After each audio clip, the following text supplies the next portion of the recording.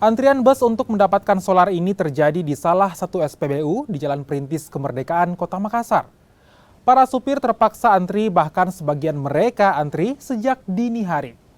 Langkah ini dilakukan agar mereka tak kehabisan stok solar. Sementara itu, pihak Pertamina memastikan stok BBM sejauh ini masih tersedia. Pertamina meminta masyarakat tidak membeli BBM secara berlebihan.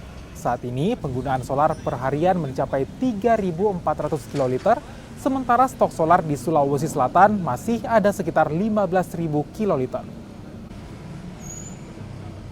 Pak, ini dari sejak jam berapa antri ini? Saya antri mulai dari tadi pagi. Ada juga teman mulai antri dari subuh yang Terus kita memang mau isi apa ini, Pak? Saya mau isi solar ini. Memang tidak ada solar langka atau bagaimana? Kayaknya ini langka ini, solar ini masyarakat. Nah, kami himbau kepada masyarakat untuk tidak melakukan konsumsi secara berlebih karena stok ini relatif aman. Jika dilihat dari data konsumsi versus stok yang kita miliki untuk Sulawesi Selatan, itu untuk Pertalite realisasinya diangkat ke lebih dari 3.400 kiloliter per hari. Sedangkan stok di Sulawesi Selatan untuk Pertalite itu di angka 17.000. Jadi relatif sangat aman, bisa menampung konsumsi hingga 4 kali lipat.